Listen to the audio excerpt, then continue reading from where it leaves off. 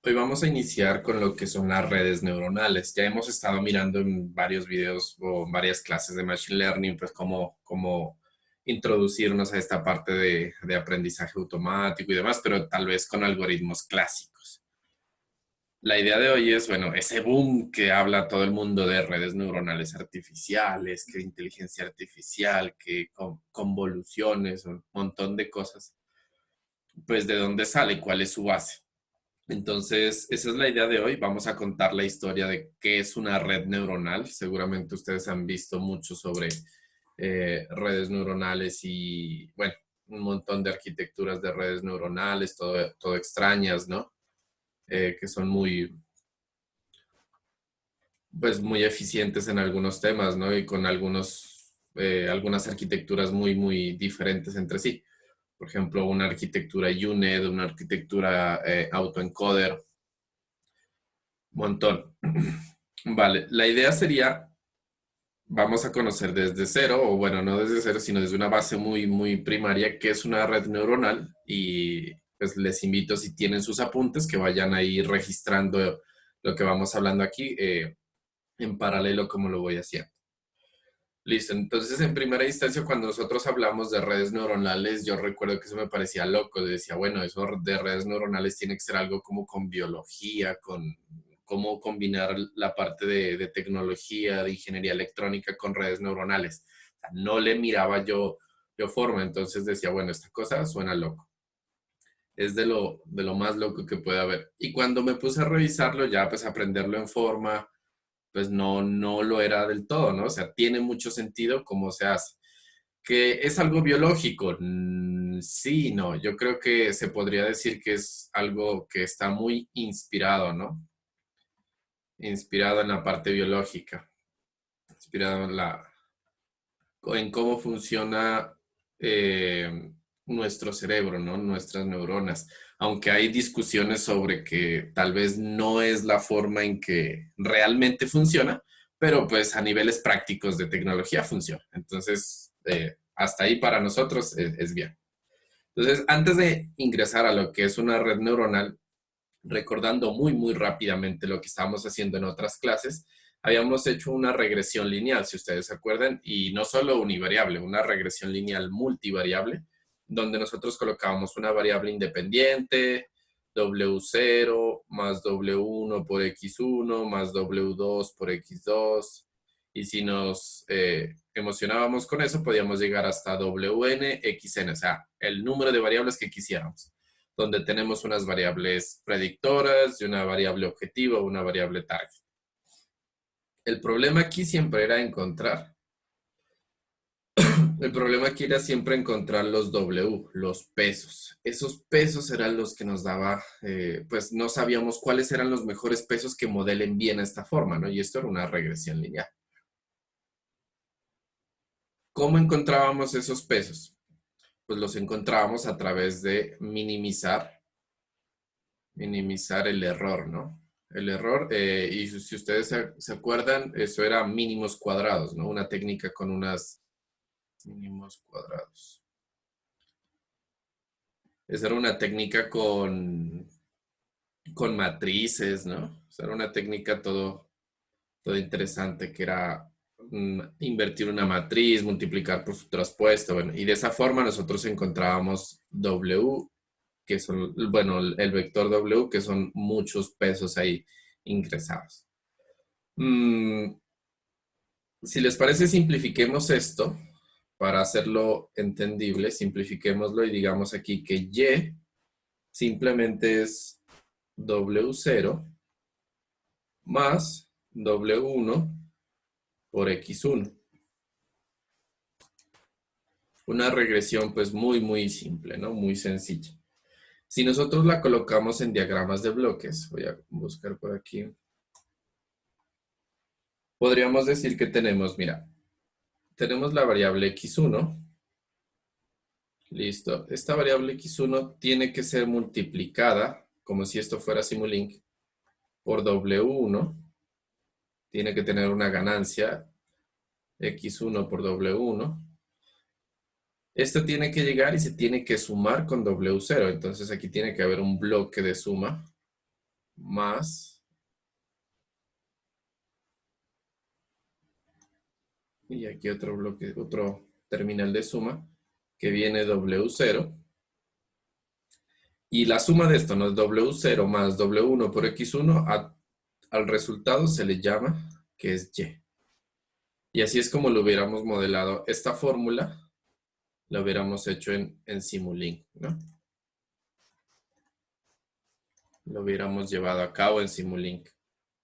Vale, es una forma muy válida de realizarlo, ¿cierto? Si ustedes de pronto son curiosos en Simulink, recuerden que se puede hacer como subfunciones, ¿no? Entonces se puede como que esta cosa encerrarla dentro de una cajita.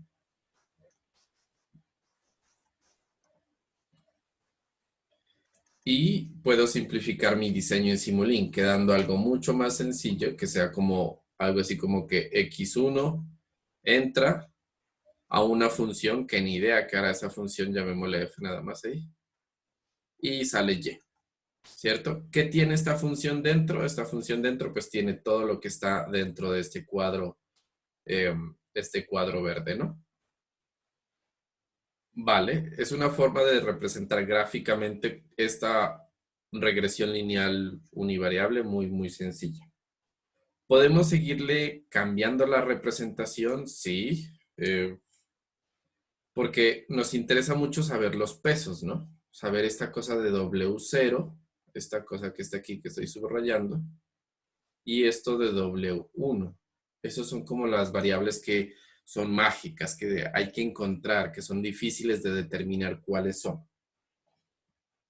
Entonces, otra forma de representar, solo esto es netamente algo gráfico, no es que tenga que serse así siempre, sino es una convención, que podemos decir que esto lo podemos colocar como mm, x1 por aquí que entra, nuestra función por acá, eh, y aquí una línea que conecta hacia nuestra función, pero en esta línea se va a ver multiplicada por W1. ¿Me hace falta W0? Sí, claro, entonces le colocamos un 1 aquí y este 1 tendrá que ir multiplicado acá con la función y su valor de peso es W0.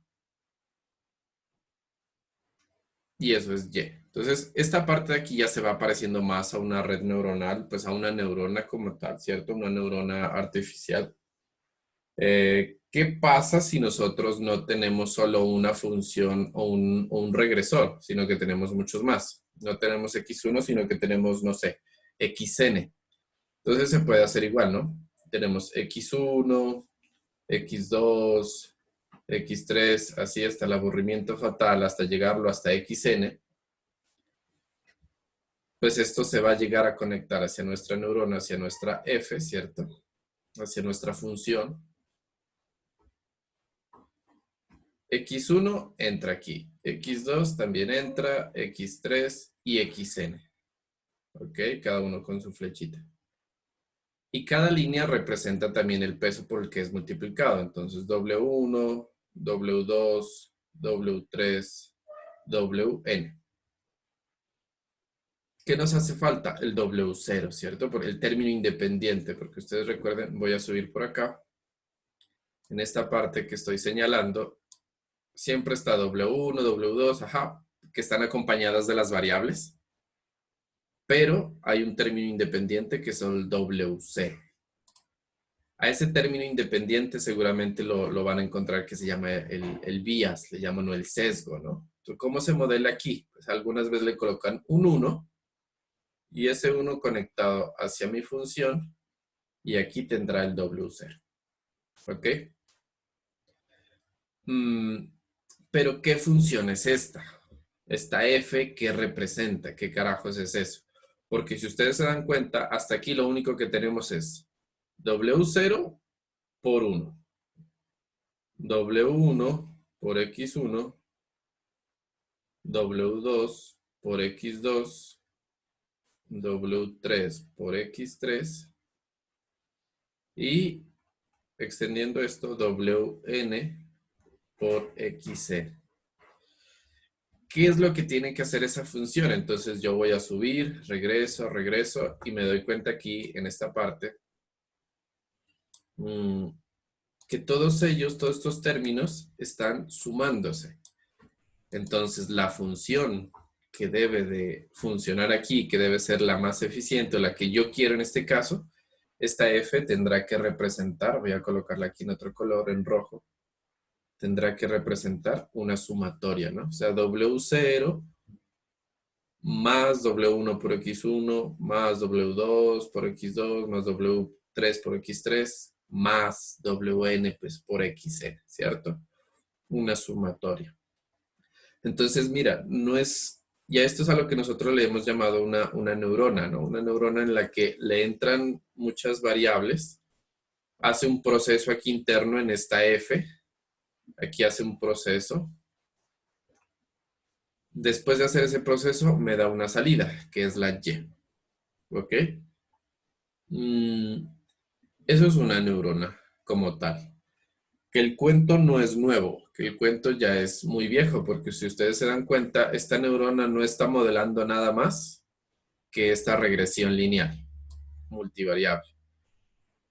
Y lo está haciendo en forma de dibujos. No está, o sea, es la misma fórmula, es todo igual, pero de forma gráfica. No hay ningún cambio. ¿Listo? Esa es como la idea de este tipo de tecnologías, digámoslo así, o de técnicas. Y esta es su base primordial. Entonces, obviamente hoy en día esta cosa está muy compleja, pues a niveles muy altos, pero pues toda su base se fundamenta en esto, en que tenemos muchas variables de entrada, se le aplica un proceso que después miraremos en esta historia, que este proceso se le llama función de activación y obtiene una salida. ¿Ok? Entonces, vamos a hacer como un ejercicio, ahí los animo a que lo hagan conmigo, donde imagínense que tenemos estas variables, x1, x2, y que tenemos la variable de salida y. ¿Ok? Y tenemos unos ciertos datos. O sea, la verdad, no tenemos ni idea. No hay nada de idea de que sabemos que como son dos variables, tendrá que ser W0 más W1 por X1 más W2 por X2. Pues asumiendo que es un modelo lineal, porque también puede ser algo que tenga ya senos, cosenos, tangentes, ¿cierto? Y se nos complica. Entonces, aquí hay una cosa, tenemos que asumir que es un modelo lineal. En este ejemplo educativo, nada más. Para este ejemplo asumimos que es algo lineal, pero no sabemos qué valor tendrá W0, W1, W2. Ni idea. ¿Qué tenemos? ¿Qué pistas tenemos para descubrirlo? Pues mira, tenemos que cuando x1 es 0 y x2 es 0, y vale 1. ¿Ok? Cuando este es 0 y este es 1, y vale 3. Cuando x1 es 1 y cuando x2 es 0, y vale 2. Y cuando ambos están en 1, este vale 4. ¿Listo? Esos son nuestros ejemplos donde tenemos nuestras variables de entrada, nuestras, llamémoslo así, nuestros input. Y acá tenemos nuestro output, nuestra salida, nuestro output. Y este podría ser nuestro dataset de entrenamiento. Ustedes dense cuenta porque sabemos que a específicas entradas tenemos que tener una específica salida. Y se nos viene algo que es el dataset de testing. Y en este caso solo es un ejemplo. ¿Qué pasa cuando tenemos el 2 en X1, el 2 en X2? ¿Qué debo obtener a la salida? No tenemos ni idea. A esto entonces se le va a llamar que es el training test, el training dataset. Pues en español el dataset de entrenamiento, ¿cierto? El conjunto de datos de entrenamiento. Y esta parte a la que no le tenemos, o no, en el entrenamiento no la tenemos en cuenta para saber su salida, pues podríamos llamarla que es el test dataset, o incluso ya puede ser nuestros registros para hacer predicciones, ¿no? Miremos esta cosa, cómo se comporta a forma de dibujos, pues porque eso es lo que hemos estado haciendo hasta ahora, simplemente una regresión lineal, pasarla a dibujos. Pues, ¿qué tenemos? Tenemos que aquí un uno, que es el bias, ¿cierto? El sesgo, a x1 y a x2. Aquí tenemos a nuestra función o a nuestra neurona. Esto se conecta para allá, esto se conecta para acá, esto se conecta para acá. ¿Qué dijimos hasta ahora? Solo a manera de ejemplo, no es que siempre se vaya a cumplir. A manera de ejemplo que esto es una sumatoria. Ok.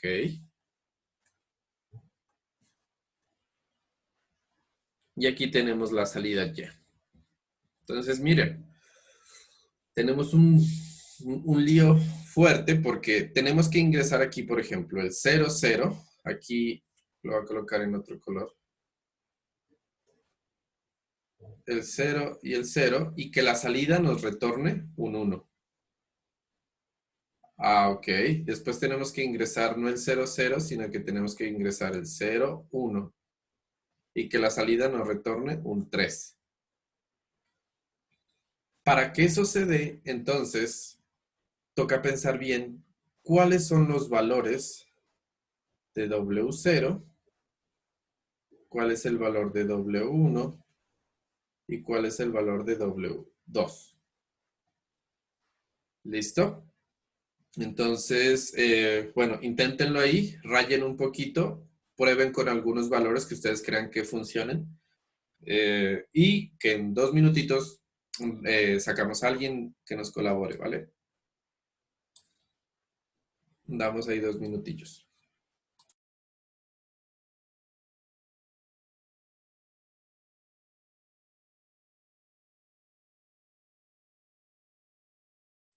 Mientras tanto, sí, sí está claro, se me escucha bien, se mira bien. Si hay algún fallo o algún problema, pues me avisan, porfa, para tratar de solucionar. Mientras tanto, ahorita sacamos esto tratemos de encontrar estos pesos W0, W1 y W2.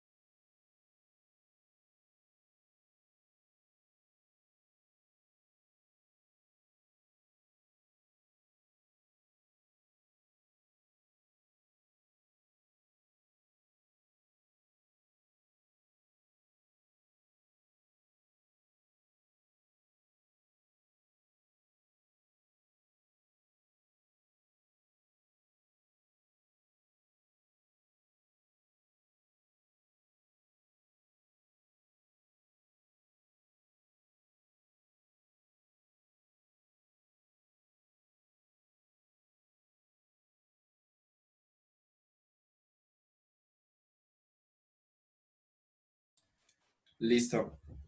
Entonces, a ver, si ustedes hicieron bien el ejercicio, el objetivo era encontrar estos pesos. Entonces, habíamos mirado que una forma de encontrar estos pesos era con haciendo esas matrices. Creo que por ahí en los trabajos que estaba revisando, mire que pues muchos sí lograron aplicar bien esto de mínimos cuadrados. Mm, pero como este es un ejemplo sencillo, podemos encontrarlo de forma más rápida, ¿cierto? Forma manual. Yo escribo por aquí. Esto lo podemos decir que como que W0 puede que encuentren más de un peso que sirva, pero uno que funciona es que W0 es uno más W1 también es uno por X1, más W2 que sería 2 por X2. Profe, yo encontré otros pesos que también cumplen con todo esto, que sirven, pero son diferentes. Es válido, puede pasar.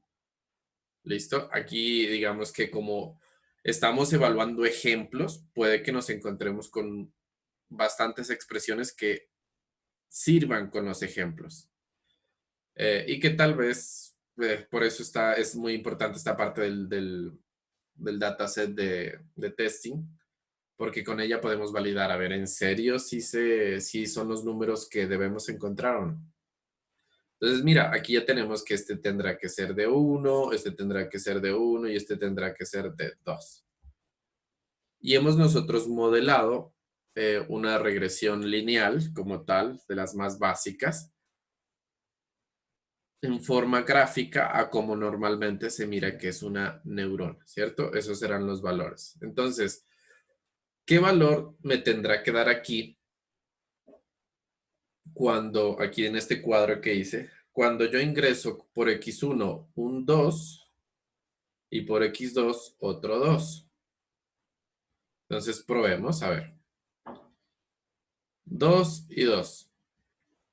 Sería, podemos evaluarla aquí en la función, ¿cierto? Como también podemos evaluarla aquí en la neurona. Ambas representan exactamente lo mismo, solo una forma matemática y el otro una forma más gráfica. Ok, esto es la sumatoria, entonces uno por uno 1, 2 por uno 2, 2 por 2 4, todo esto sumado, ¿cierto? Si esto lo sumamos, esto me va a dar un 7. Entonces decimos, ah, mira, chévere, esto me tiene que dar un 7. Ese es el valor de la red neuronal al ingresarle un 2 de entrada en cada una de sus características. 2 y 2 me da la salida 7. Genial. Ahora viene, esto es para entender el concepto, está bonito, compliquemos esta vaina. ¿Qué pasa, muchachos, si yo, esto lo voy a copiar por acá?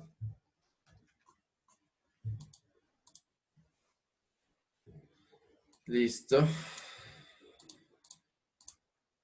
Borramos esto.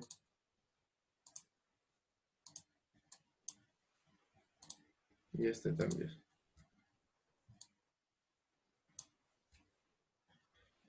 ¿Qué pasa en el supuesto caso que ya no sea una sumatoria? Nosotros escogimos que sea una sumatoria. Pero ¿y si alguien dice no? Yo no quiero que sea una sumatoria, sino que aquí sea la función seno. Seno de lo que hay allá adentro. ¿Qué va a ser? ¿Cuál es este proceso en este caso? Va a ser entonces el seno de W0 más W1 por X1 más W2 por X2. Ahora, los pesos que identificamos antes ya no van a servir porque ya no es una función lineal como tal, sino que estamos involucrando una función altamente no lineal como es la función seno. Obviamente los pesos no van a dar. Y si ustedes se dan cuenta aquí hay un problema con esta función seno. A ver, yo pregunto por ahí. Cristian Benavides.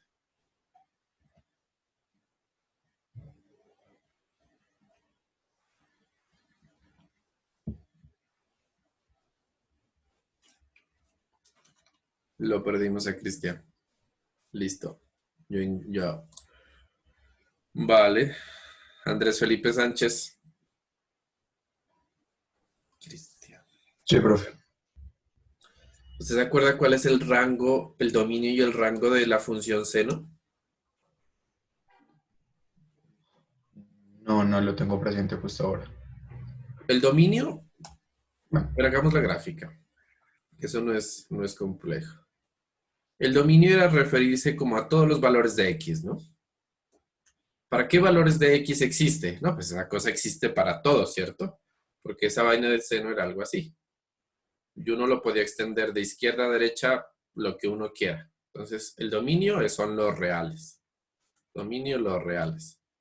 El rango, ¿quién es? Andrés, ahí le da una idea. de menos uno a uno. El rango viene siendo desde -1 hasta 1. ¿Por qué? Porque son los valores en el eje Y o en la imagen también que le llaman, que son utilizados. Para los valores del dominio, ¿cuáles son los valores del rango o de la imagen que existen? En este caso es un intervalo desde -1 a 1, un intervalo cerrado, ¿cierto? Por eso se lo coloco entre corchetes. Quiere decir que esta función seno solo me va a botar valores entre -1 y 1. No me va a botar más valores. Y cuando nosotros vamos a ver nuestros datos, el primero, vale, puede funcionar. El segundo ya no, porque se nos fue hasta 3. Este se nos fue hasta el número 2. Este se nos fue hasta el número 4. Esta función de aquí, el seno, no puede modelar bien a esos números de allá. Entonces, profe, ¿qué pasa si el proceso es automático? ¿Qué sucede? Porque pues en el fondo esto lo vamos a hacer en código automáticamente y él tendrá que apañársela solo pues como pueda el código, ¿cierto? El algoritmo. Pasa que en estos casos él trata de ajustar lo que mejor pueda estos pesos, W0, W1 y W2, y así pues hasta WN, minimizando un error hasta donde le dé. Seguramente él va a tratar que todos estos valores de 00, 01, 10, 11, le boten lo máximo que puede dar la función seno, que es 1. Y en esa parte, ese es el mínimo error posible que puede esta función retornar.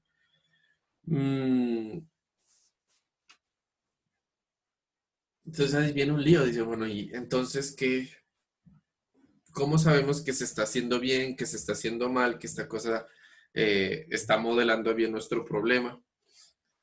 Y aquí ya involucra un poco lo que es el conocimiento del diseñador. Entonces el data scientist tendrá que decir, vale, pues este es un ejercicio en el que yo miro valores positivos y mayores que 1, pues no es mi mejor opción aplicarle una función C. Tendré que aplicarle otra. La función de sumatoria servía, entonces dejarla ahí. Si depende del problema, sabiendo cómo son los datos, pues tú tendrás un criterio de decir, voy a aplicar esta función o voy a aplicar alguna otra. Entonces, aquí viene el dichoso nombre de que cuando tú estás tomando la decisión sobre esta función de aquí, a esto se le llama la función de activación.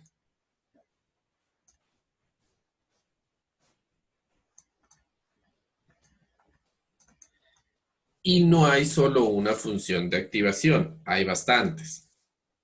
Que pues cada una servirá en su momento para cada tipo de problema en específico, ¿no? Coloquemos por ejemplo, la sumatoria o la función lineal pues será una forma, la función seno es otra, hay varias, la función relu, sigmoide, bueno, ahorita las miramos. Ya uno como diseñador elige, vale, en este ejercicio específico a mí me sirve este tipo de función de activación. Ya miraremos qué criterios tomamos para seleccionar. Por ahora, tomemos características de las funciones de activación. Si ustedes se dan cuenta, lo que hacemos al principio es una suma ponderada. Entonces podemos decir que la suma ponderada ponderada. ¿Cómo así que suma ponderada? A ver, revisemos eso. Claro, porque yo estoy sumando el uno con x2, los estoy sumando, pero ponderándolos o dándoles una importancia con los pesos. Entonces, a eso se le llama la suma ponderada. Estoy sumándolos, pero multiplicándolos por unos valores de importancia. Se puede decir que la suma ponderada se filtra, y aquí coloquémoslo como entre comillas para dar esa sensación de que no es del todo así, pero es la mejor palabra, yo creo. Se filtra por medio de la función de activación.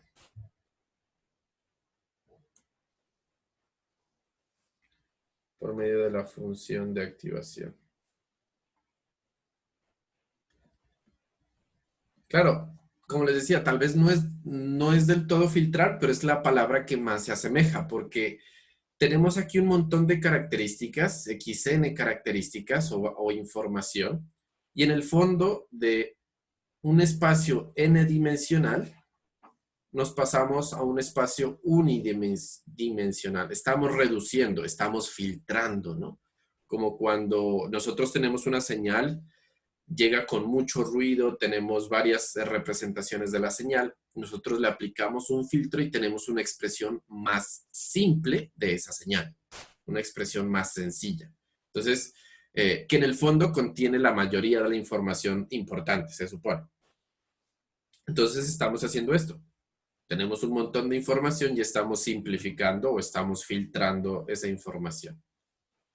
¿Por medio de quién? Por medio de la función de activación. Ok. ¿Qué otra característica? A ver. Nos dimos cuenta que la función seno, por ejemplo, aquí nos restringe los valores de salida de -1 a 1, ¿no? Y a veces sí queremos ese tipo de, de respuesta. Entonces podemos decir que la función de activación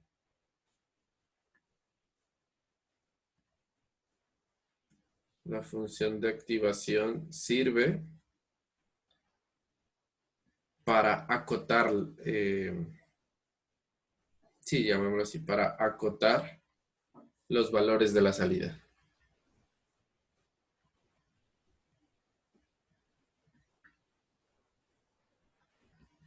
Por alguna extraña o mágica razón, yo quiero tener los valores de la salida dentro de un rango. Imagínense que yo necesito colocar aquí en mi entrada, no sé, la ciudad, el barrio y el día del año. Y según esto, quiero que me bote una probabilidad de lluvia. Y la probabilidad solo está entre 0 y 1. Entonces, ok, ahí sí necesito un rango. Tendré que buscar una función de activación que me genere ese rango. Solo exista que su imagen, que su codominio, que su rango solo esté entre 0 y 1. ¿Vale? Entonces, para eso pues también nos sirve la función de activación. Y algo pues que ya ustedes lo están infiriendo, yo creo que esta cosa de la función de activación, la función de activación depende del tipo de red neuronal.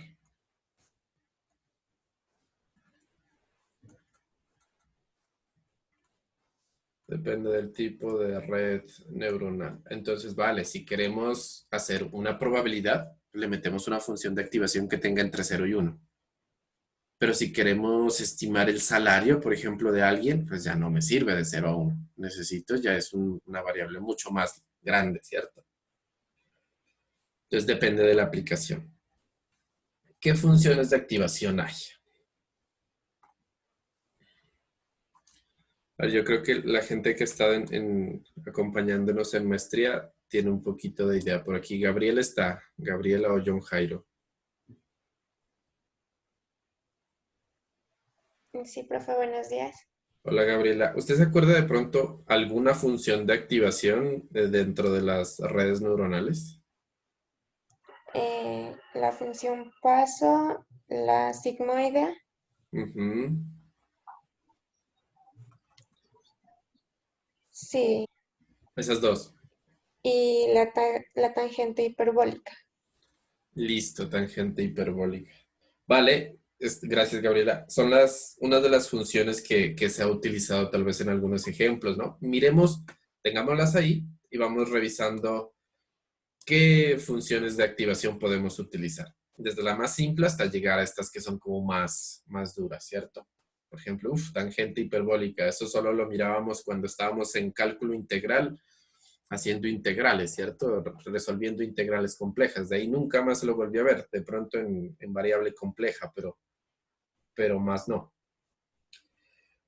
Vamos a ver entonces. La primera función de activación es la función de activación lineal.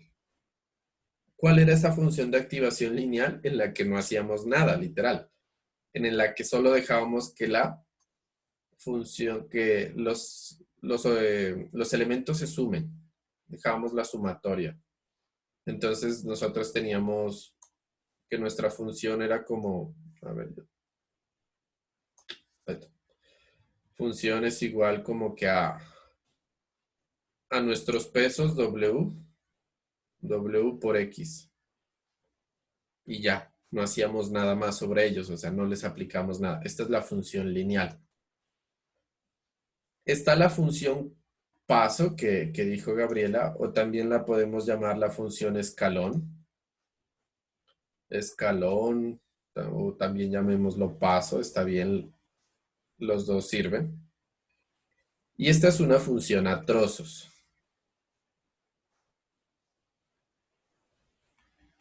F de X es igual a, por lo general, no es que siempre sea así, pero por lo general les va desde 1 y 0. Son los únicos valores que tiene. Si X es mayor que una cierta constante, o 0 si X, a ver,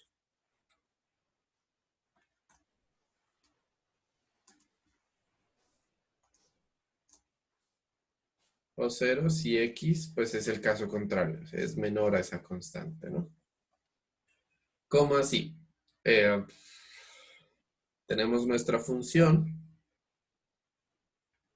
y nuestra función la evaluamos, o sea, multiplicamos 1 por W0, W1 por X1, W2 por X2, hacemos el proceso y si eso nos da mayor a 0, si ese resultado nos da más grande, nos da positivo, entonces la función de activación nos da como resultado un 1.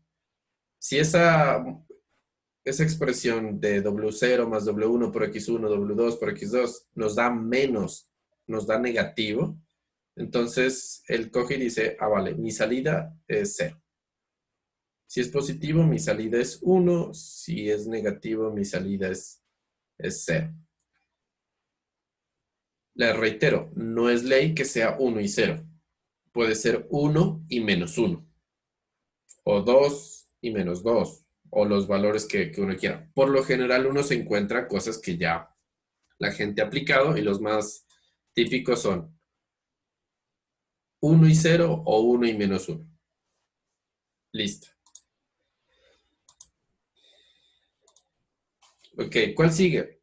Entonces tenemos aquí la que nos decía Gabriela también, que es la función sigmoide. ¿Por qué esta función sigmoide? De pronto no sé si en control difuso algo la miramos o no. Pasa que ustedes ven aquí en este paso, en el escalón, que es muy brusco. O sea, de ser en esta parte, en el X igual a 0, pasamos literal de un extremo a otro. Es demasiado brusco. ¿Qué es lo que se busca con esta sigmoide? Que haga exactamente lo mismo, pero con un paso más suave.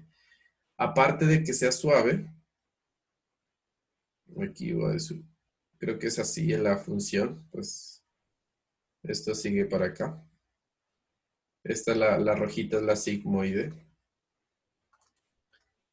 Aparte de ser una función suave, ustedes dense cuenta que es una función diferenciable en todo su dominio.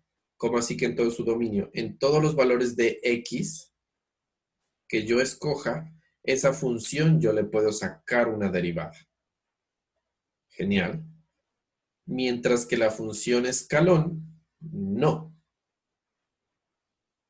En la mayoría de casos le puedo sacar una derivada. En uno en específico no. Pues es muy de malas pues sacarle ese punto, ¿no? O sea, sacar este punto donde no es diferenciable, pero pues es una característica que hay que tener en cuenta. No es restricción, o sea que tienen que ser completamente diferenciables, no. Pero es como más llamativo, más se espera que sea pues diferenciable o que sea suave en el fondo, ¿no? Entonces, esta función sigmoide cumple con eso y mira que tiene la misma característica, que va desde 0 hasta 1, pero de una forma más suave, ¿ok? ¿Cómo es la función? La función entonces tiene pues su expresión matemática. Eso es igual a 1 sobre 1 más e a la menos x. Esa gráfica que está en rojo allá es esta expresión aquí que está en la fórmula. 1 sobre 1 más e a la menos x. Entonces, todos los valores que le entren acá a la función, pues los va a elevar, los va a colocar en el exponente negativo de un exponencial y los va a colocar en una función racional. Ok. ¿Qué otra función de activación existe? ¿Son las únicas? No. Entonces se viene una que dijo Gabriela, que es la tangente hiperbólica. Pues creo que esto se puede modelar como con su fórmula a partir de exponenciales, pero pues simplifiquémoslo un poco, ¿no? F de x es igual simplemente a la tangente hiperbólica de x. ¿Cuál es la tangente hiperbólica de x? ¿Por qué sirve aquí? Déjenme buscar aquí una imagen y la analizamos.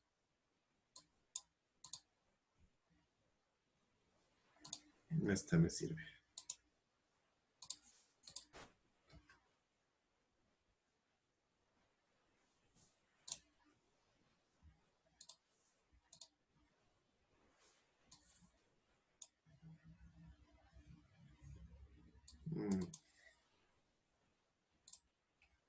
A ver.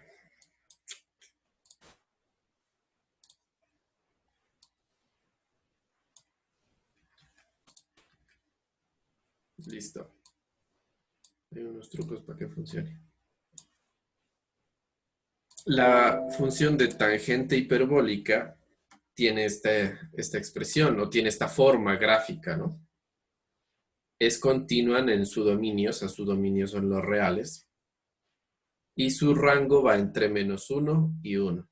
Entonces, también tiene esa forma de la sigmoide, pero no va desde 0, sino que va desde -1. Entonces, puede servir en algunos casos donde necesitemos tener esos dos valores.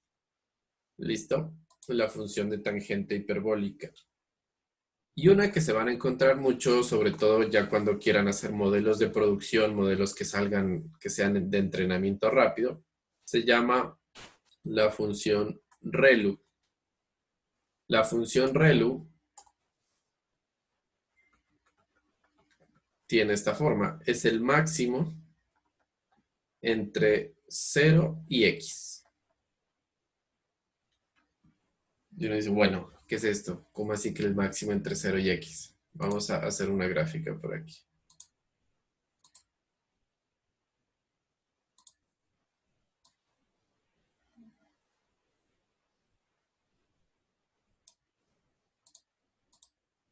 Y lo voy a graficar con un colorcito diferente. Vamos con este. Tenemos nuestros valores de x, nuestros valores de y. Pues bueno, esto debería seguir para acá.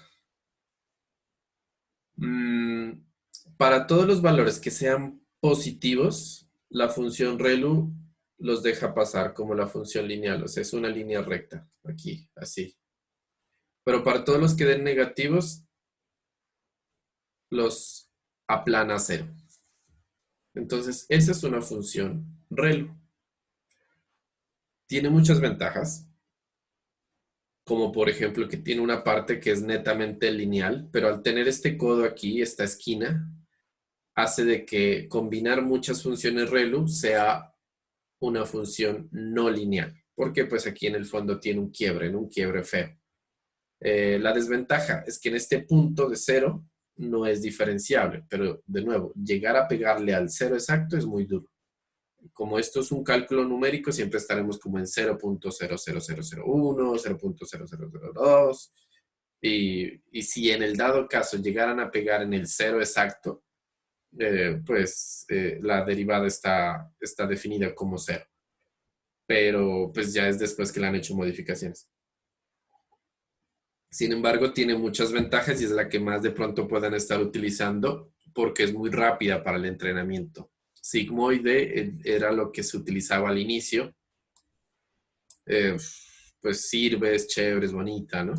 Sigmoide con lineal, una combinación entre las dos, pero se demoran bastante. Se demoran en el entrenamiento, sí se demoran un rato.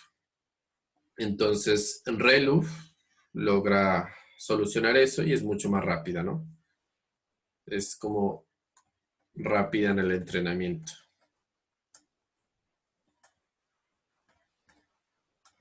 Y tiene las ventajas de la función lineal y demás. Que no todas las veces es la mejor opción una ReLU, sí, pero en muchas, en la mayoría, seguramente que va a funcionar. ¿Ok? ¿Hay más funciones de activación? Sí. Eh, hay Leaky ReLU. La Leaky ReLU no es nada más, es como una ReLU débil, le dice, que en vez de colocarle esta línea así aplanada a cero, no la aplanan a cero, sino que la aplanan, pues, o sea, es una pendiente muy chiquitita, pero que tenga valor. No a cero, sino una inclinación muy pequeña, muy cercana. A eso se le llama una leaky ReLU. Hay variantes, ¿no? Entonces, no, que yo quiero implementar mi función, mi propia función de activación. Listo, hágale, no hay problema, también se puede, ¿no? Desde que cumpla con el objetivo, pues está bien. Entonces ya sabemos que tú tienes tus variables x1, x2 hasta xn. El bias no lo vamos a colocar aquí, sino que vamos a suponer pues, que cada neurona ya lo tiene internamente. Y entonces cuando conectamos nuestros datos hacia nuestra neurona, ya sabemos que aquí, justamente dentro de esta neurona, la función de activación puede ser la que nosotros escojamos o diseñemos. Puede ser una sigmoide, una lineal, una ReLU, una tangente hiperbólica o una incluso que sea personalizada, ¿no? Y aquí tenemos nuestra función Y. ¿Ok? Listo. Entonces, a esto es a lo que nosotros llamaríamos literal una neurona. Una neurona artificial. Pues, a ver, busquemos una imagencita de neurona por acá en internet.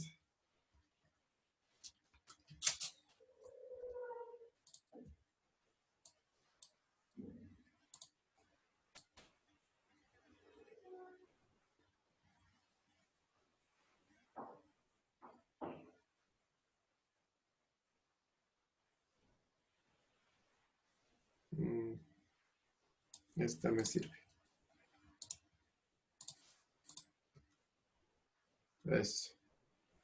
Pues yo no soy el experto en biología, ¿no?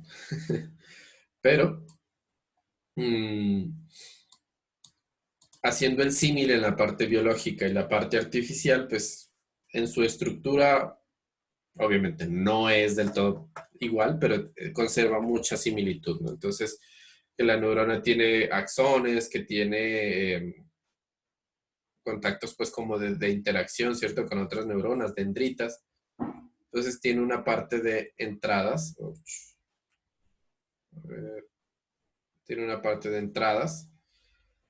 Esas entradas se ven modificadas por unos canales, llegan a un núcleo, que este núcleo vendría siendo para nosotros la función de activación, ¿cierto?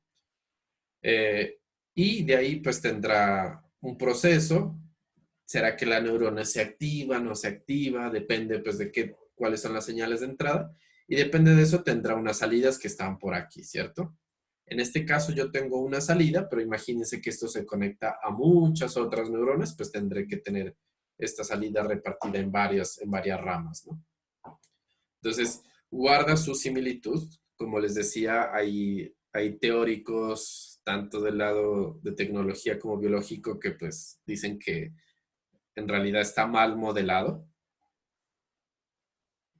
Pero pues a términos prácticos podemos hacer que esto es se parecen mucho, pues de ahí pues el nombre y su función es viable, ¿no? O sea, a nivel artificial esta cosa funciona. O sea, estamos inspirándonos en una neurona del cerebro humano y funciona. Ok.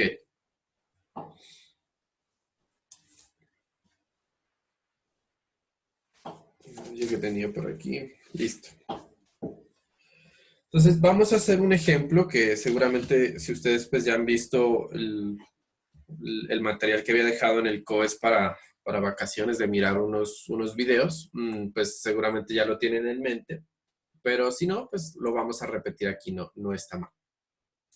Vamos a hacer un ejemplo de clasificación. Un ejemplo de clasificación. En este ejemplo de clasificación vamos a tener una variable de salida o nuestra variable output. Y esta variable output va a tener un valor de 1 o de 0.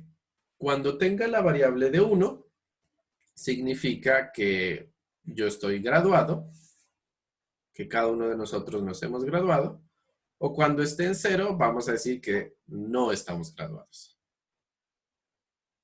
No graduado. Ok. ¿Y qué le vamos a ingresar de entrada? Entonces tenemos que ingresar algo de entrada para poder determinar si poderle dar este conocimiento a una red neuronal para que sepa si nos graduamos o no nos graduamos. Nuestro input va a ser una variable que se va a llamar tesis. Y esta variable puede tomar el valor de 1 o el valor de 0. 1 para pues, que tesis está aprobada o tesis que está no aprobada. Y otra variable que se va a llamar materias. Entonces en materias también tendremos a 1 y a 0. Y 1 será que materias completas, o sea, ya mire todas las materias que tienen que ver en el pregrado. O 0, quiere decir que no están completas. ¿Listo? Mira que este es un ejemplo muy educativo, no es que sea, pues la que inteligencia artificial que hace las cosas, no, es para entender el concepto, para seguirnos afianzando en esta cosa. Grafiquemos esto.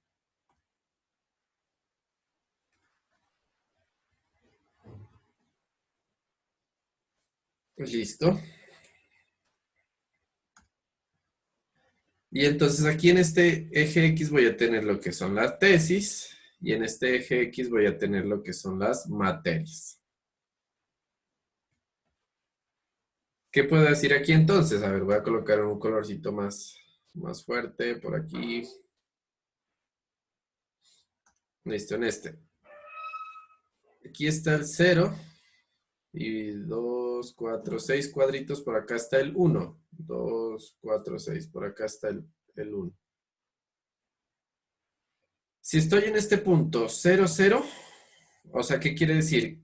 0 tesis y 0 materias. No he hecho tesis, no he completado mis materias. ¿Qué pasa? ¿Me gradúo o no me gradúo?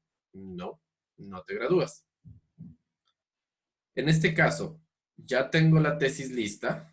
O sea, tesis en 1. Cambiémosle los valores. Aquí 0, 1, 1. Ya tengo mi tesis lista, aquí esto. Pero no tengo materias. Me falta ver materias. ¿Me gradúo o no me gradúo? No. Por eso sigue en naranja. El caso contrario, tengo todas las materias, pero pues no he acabado tesis. ¿Me gradúo? No, tampoco. El único caso en el que yo tengo graduación es en el que tengo tesis y tengo materias, ¿cierto? Entonces podríamos decir aquí que El graduado es con este colorcito azul y el no graduado es el colorcito naranja. Ok. Como es un ejercicio de clasificación, yo necesito generar dos regiones. Una región que me diga si me gradué y otra región que me diga si no lo hice. Entonces ustedes se pueden dar cuenta que estos puntos, estos 4 puntos, se pueden separar por una línea. Podemos ser locos y decir, uy, profe, yo lo voy a separar con una función cuadrática, una hipérbole, yo voy a hacer una elipse aquí, ¿vale? Pero pues a veces complicarse mucho no es la solución. Tal vez una solución simple es más que perfecta. Y si ustedes se dan cuenta, yo creo que puedo separar estas dos regiones haciendo... Oh, no me dio.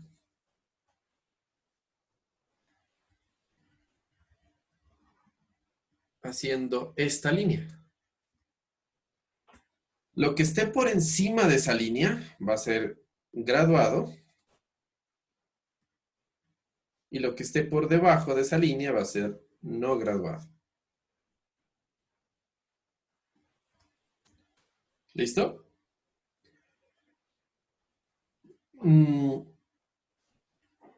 A ver, aquí preguntemos quién estará disponible por aquí. Está Juan España. Sí, profe, buenos días. Hola Juan. Mira que yo coloqué aquí la línea como que muy al azar, ¿no? Pues cumple con el objetivo, ¿no? De que separar la región de los puntos azules de los puntos naranjas. Pero, ¿será que hay una mejor opción de colocarla? ¿La coloco más arriba, más abajo, más cercana a los puntos naranja o más cercana a los puntos azules? ¿Qué piensas? ¿Cómo sería una métrica para saber que es una buena línea de división? Pues creo que tendría que estar, digamos, a una misma distancia, pero también estaba pensando otra cosa y digamos que las materias o están completas o no están y la tesis o está aprobada o no, entonces como que no hay puntos intermedios. O sea, con que ya sobrepase, digamos, las materias cumplidas y la tesis que esté, Ujú. creo que ya estaría graduado, no habría como un punto intermedio. Vale, genial. Eso quiere decir que la naturaleza de las variables es discreto, ¿no? O sea, las materias pueden tomar o 0 o 1, no pueden tomar 0,5. Estamos de acuerdo. Mm, para este caso de estudio, pues vamos a contar que tienen la variable es continua y que pues podemos tomar eh, esta línea como tal ahí en valores intermedios. Y sí, una buena opción sería como colocarla a mitad de ambos caminos, ¿no? Como lo que hacíamos en Super Vector Machine, que tratábamos de maximizar el margen entre las dos clases, maximizar sí, el margen que hay entre la frontera y los puntos naranja y la frontera y los puntos azules. Si ustedes se dan cuenta, este es el mismo comportamiento de una compuerta AND, donde eso era en lógica, matemática, en circuitos digitales uno, yo creo que uno lo miraba, donde decíamos, esta es una compuerta lógica AND, vale. ¿Cómo se activa? Se activa solo cuando las dos entradas están en uno o están en verdadero. Cuando alguna de ellas esté en falso, eso es falso. ¿Listo? Entonces, se puede hacer, sí. ¿Cómo identificamos la fórmula de esta cosa que está aquí en morado? A ver, por aquí. Yo voy a decir que por acá, no sé, que este intercepto aquí es 1,4, se me ocurre, solo como por colocarle un valor. Pues es más de 1, entonces voy a decir que es 1,4. Entonces, si nosotros colocamos el eje Y, recuerden que es materias, el eje X es tesis. Si colocamos Y igual a W0 más W1 por X, Y va a ser las materias. W0 es el intercepto, pues si lo recordamos de nuestras clases de matemáticas elementales, de cálculo diferencial, en una recta el intercepto es el término independiente, entonces en este caso lo podemos decir que es 1,4. W1, que está acompañando a la variable, viene siendo la pendiente, y esa pendiente pues podemos decir que es literal una pendiente negativa, no, pues no necesariamente tenemos que entrar como hacia el punto pendiente como en difuso. Podemos decir que tiene una pendiente de -1, solo como por el ejercicio, y menos X, pero X, perdón, aquí es tesis, ¿no? Listo. Entonces, mire que ya tenemos esta función o esta expresión matemática que modela a esta frontera, a esta regla de decisión, ¿no? Y aquí es donde involucra la función que decía Gabriela, que era la función del paso o la función escalón. Porque yo puedo pasar esta materia al otro lado y me va a quedar algo así, ¿no? Como 0 es igual a 1.4 menos tesis menos materias. Y entonces aquí yo ya aplico, esta es mi función, mira. Yo ya puedo aplicar una función escalón, donde tengo tesis, materias, tengo una neurona aquí, conecto mis entradas, pues yo ya sé que esa neurona tiene un vías allá adentro, y aquí en esta función de activación yo le voy a aplicar un escalón o un paso. ¿Cómo así? ¿Qué es ese paso? Vale, cuando esta expresión, cuando dé 0 es que estamos justo en la línea. Cuando dé 0 estamos justo en la línea. Cuando dé mayor a 0, quiere decir que estamos aprobados o graduados. Mayor a 0 significa todo lo que esté por encima de la línea, ¿cierto? Entonces a esto se le va a decir que es graduado.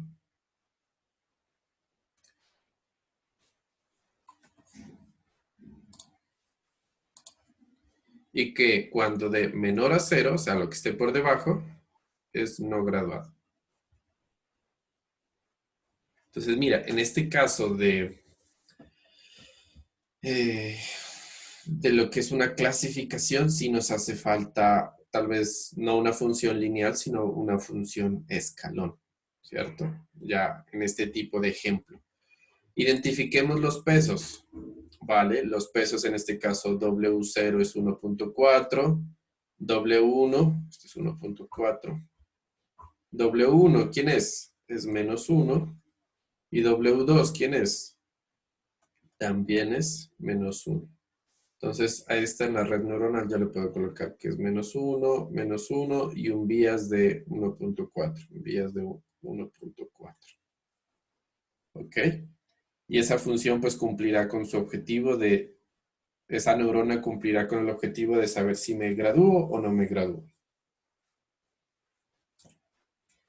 Ese es un ejemplo de clasificación. Pues en este caso de graduación, pero recuerden que tiene el mismo comportamiento de que una compuerta AND. Y aquí viene el problema. Hemos estado trabajando solo con una neurona y puede haber casos en los que una neurona no es suficiente. Como por ejemplo cuando queremos modelar el comportamiento de la compuerta XOR o OR exclusiva. Si la recuerdan bien, a ver, yo pregunto por ahí para que se vayan acordando de la XOR. Si recuerdan, nosotros hacíamos unas tablas de verdad. Entonces colocamos aquí 0, 1, 0, 0, 1, 0, 1, 1. ¿Cuáles son los resultados que, si esto es un XOR, cuáles son los resultados que me tienen que dar? Santiago Flores está.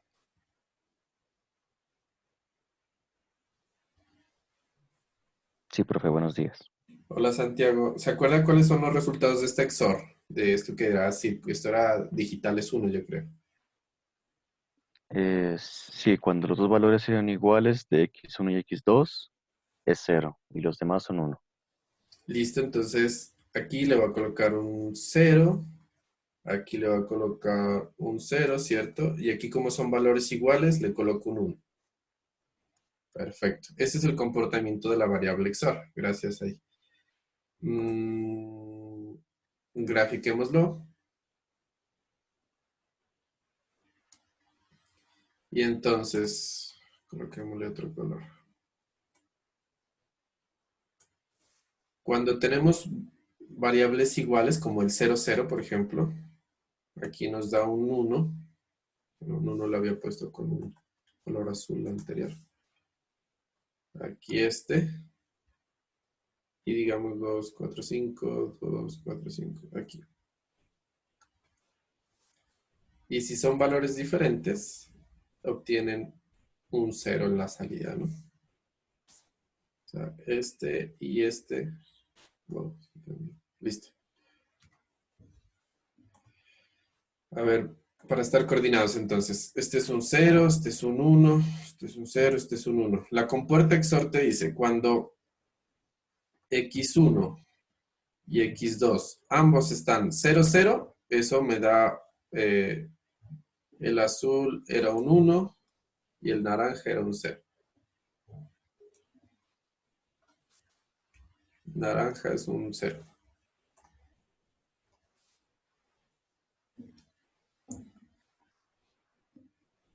Entonces tenemos una neurona. ¿Cómo hacemos para separar estos puntos con una línea recta? Para separar los puntos azules de los puntos naranja. Preguntemos por ahí a ver a quién se nos colabora. Hansi, ¿está Hansi todo? Sí, profe. Hola Hansi, ¿qué idea se le ocurre aquí? Separar, hacer la región de separar los azules de los naranjas. Pues estaba pensando, pero no se me ocurre una que las pueda separar pues, bien, excepto de que haga una especie de cruz, pero no. O sea, con una sola línea, está duro, Por ¿no? eso, con una sola línea no se podría bien porque los dividiría así, pues quedaría uno con un 1 y el otro con un 0 en cada región. Ujú, ujú. Pero eso de la cruz está chévere. ¿Cómo sería la cruz? O sea, podría ser, a ver, ¿cómo sería como mandarlo desde, no, a ver, desde el uno de arriba, de la derecha, hasta, hasta hasta el 0 de allá, de abajo, y es del uno de la izquierda hasta el uno de abajo, pues así como formar una X, pero cruzándolo en el centro. Ya, a ver, voy a tratar de graficar algo y miramos a ver si es lo que... Pero no creo que tampoco funcione muy bien. Hombre, usted no se tiene fe. ¿Algo así podría ser? Pero no creo que funcionaría muy bien. Vale, podría ser como decir, pues aquí es que dividimos como no en dos regiones, sino que lo dividimos como en cuatro, ¿no? Cuatro regiones o cuatro cuadrantes. Entonces, el cuadrante 1 y el cuadrante 3, pues haciendo el símil con la de matemáticas, pues son unos y el cuadrante 2 y el cuadrante 4 son ceros. Está bien. Pero claro, si lo pone así con 4, entonces sí. Si lo pongo como, Si lo pone con 4 cuadrantes, claro, ahí sí pues funcionaría bien. podría funcionar, ¿cierto?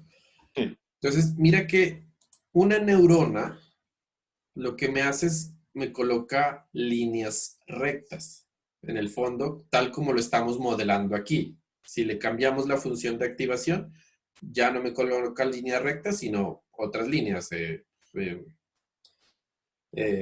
pues sigmoidales o líneas quebradas como la ReLU, ¿cierto? Y nosotros estábamos, a ver, subo por acá, estábamos colocando una línea recta y decíamos, lo que esté por encima de esa línea va a ser graduado y lo que esté por debajo va a ser no graduado, o va a ser 1 y 0, respectivamente. Aquí tenemos dos líneas, entonces tal vez necesitemos ya dos neuronas, ya no necesitemos solo una. Este es un ejemplo en el que, y creo que incluso hay un libro de esto, en su época, ¿no? 1986, yo creo que es por ahí, en el que se daban cuenta que solo una neurona, o sea, miren que esta cosa ya es viejita, solo una neurona no servía para ciertos procesos, como por ejemplo este. El XOR ya no se puede modelar con una neurona. Tengo que tener 2 líneas de separación. Vale, entonces necesito 2 neuronas seguramente. Profe, Ajá, dime. profe, tenía una duda. Mirando la salida de la compuerta, ¿no son opuestas? O sea, donde van los ceros, los unos y el uno, el cero. Estaba mirando y Lo coloqué mal, a ver. De pronto ya. 0, 1. Estos dos de aquí son ceros, ¿no? Déjame, yo corrijo aquí, gracias. Este es un 1 y este es un 0. Ahí está bien, ¿no? pues según lo que encontré en la que A y B, digamos, o X1 y X2 son iguales, iría 0 y donde son diferentes a X1 y X2 va 1. Ah, ya, Entonces, al revés. No, no, está bien, creo. Cuando son iguales a... O al revés parece ser, ¿no? Cuando son diferentes, entonces, bueno, uno podemos decir, salvar diciendo que esto es una XOR negada. Pero vale, como no hay lío. Corrijamos aquí, entonces, y coloquémoslo como realmente es. Entonces, cuando son diferentes es que vota el 1, ¿cierto? Y cuando son iguales es que vota el 0. Ah, sí, correcto. Ujú. Entonces, acá deberíamos cambiar. Este debería ser... Pues el dibujo no nos va a cambiar, pero los numeritos sí. Este debería ser un 0, ¿cierto? Y el otro debería ser un 1.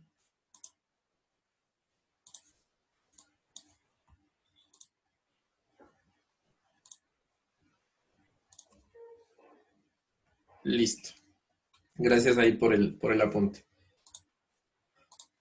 Vale, entonces necesitamos igual, pues los puntos, los colores se conservan y necesitamos separar lo que es del azul del naranja. Sin embargo, con una línea no podemos, entonces vamos a aplicar 2. Hansi creo que nos dijo que coloquemos esta cruz. Vale, los divide en 4 espacios, es útil. Sin embargo, la típica aquí, pues la que se inventaron, es colocar 2 líneas igual, pero no en cruz, sino que 2 líneas paralelas. Ya les muestro aquí. Voy a colocar esto y coloquémosle otro color diferente para diferenciar, como este verde.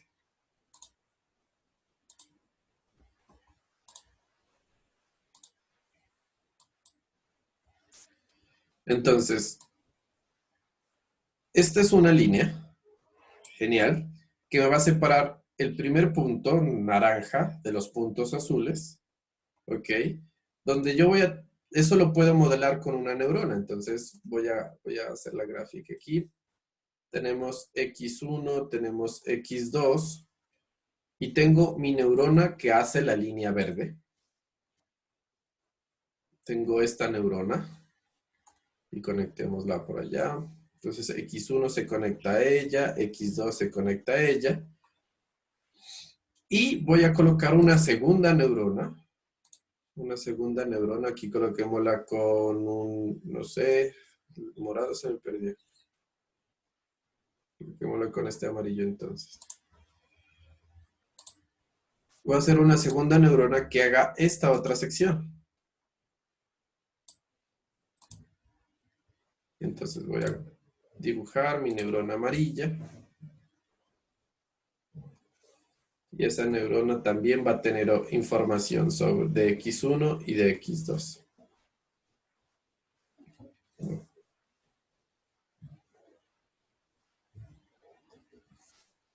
Va a tener información de X1 y de X2. Entonces, mira que yo aquí, voy a alejar un poco. Yo aquí ya tengo unas regiones, ¿no? Yo puedo decir que lo que esté por debajo de la línea verde y por encima de la línea amarilla es lo que representaría los puntos azules, o en este caso los valores de 0. Y lo que esté por fuera de ese rango interno, lo que esté dentro de esas, lo que esté por fuera de esas dos rectas, es los puntos naranjas, ¿cierto? O los puntos con valor 1. Vale, pero yo necesito saber simplemente una salida, ¿no? Aquí tengo dos, o sea, tengo dos neuronas, entonces toda esta información se tiene que guardar, aquí está el moradito, toda esta información se va a tener que guardar en una nueva neurona y esa nueva neurona es la que va a tomar la decisión, tomando en cuenta en qué posición está teniendo en cuenta la neurona verde y en qué posición está teniendo en cuenta la neurona amarilla. Con esta información, esta neurona de aquí puede decir esto es un 1 o esto es un 0. Y mira que ya no aplicamos solo una neurona, ya aplicamos aquí 3. Y a esto se le llama, justo a esta arquitectura de estas 3, se le llama un perceptrón. A esto que está aquí se le llama un perceptrón. ¿Que esto se puede complicar? Sí, se le puede colocar muchas más. Y entonces entrará el concepto de un perceptrón multicapa. ¿Cómo así que un perceptrón multicapa? Porque aquí nosotros podemos ingresar muchos más conceptos. Muchas neuronas de entrada, aquí que tengan mis X1, X2, X3, así hasta XN. Voy a acercarlo para que no quede tan pequeño. Entonces, estos valores se van a conectar con cada uno de ellos. ¿Cierto? Y aquí ya uno empieza a ver un montón de líneas que se cruzan.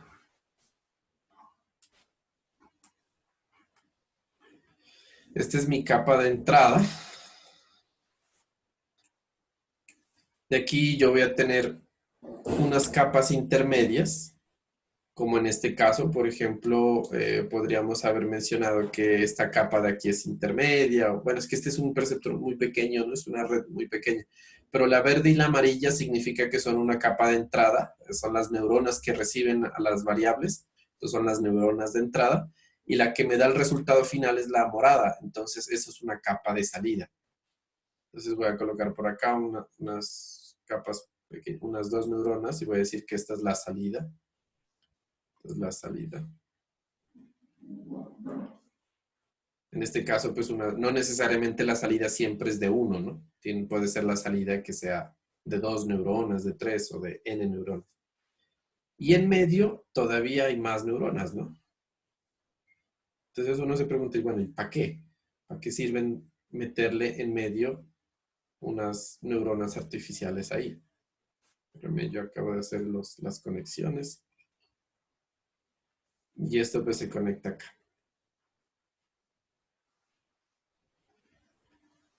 Ya.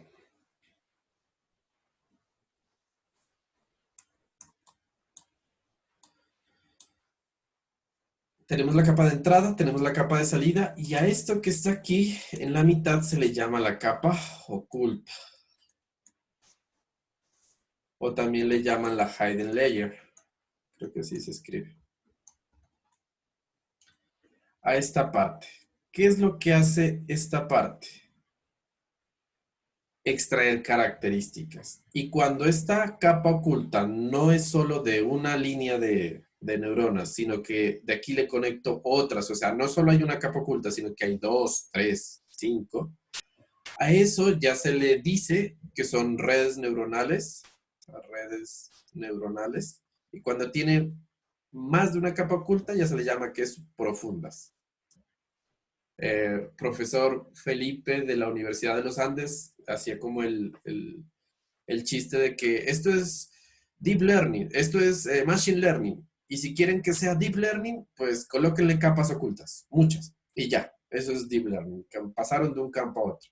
Hacía como la broma pues ahí, ¿no? Obviamente tiene sus implicaciones meterle capas ocultas. Pero en el fondo pues ese es el concepto. ¿Qué trae que uno le coloque capas ocultas? Que estas capas que están ahí en la mitad van a extraer información como espacial, como en este caso de acá, ¿no? A ver, lo visualizamos bien. Entonces, extraen información como que en qué región específica del plano cartesiano está, si estamos hablando de variables ya un poco más de vida real como peso, estatura, o si son imágenes, entonces voy a extraer información de qué parte de la imagen me representa una nariz, una boca, un ojo. Eh, por eso, entre más profunda sea, digamos que extraemos mucho más la información.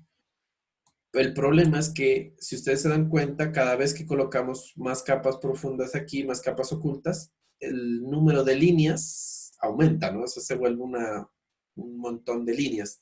Y entre más líneas haya, significa que más pesos hay que calcular. Y en el ejercicio que hicimos hoy, los pesos los calculamos a mano. Está bien. Pero en este tipo de red neuronal, hacerlo a mano es imposible, o sea, es muy, muy complejo pegarle a los números que son. Entonces uno diría, hay que hacer una optimización, ¿vale? Y entonces esa optimización cuesta, siempre es un poco dura de hacer. Y entre más parámetros haya, pues va a ser mucho más compleja, ¿cierto? Entonces, por eso lo que les decía, a veces mantener las cosas simples es mucho más conveniente.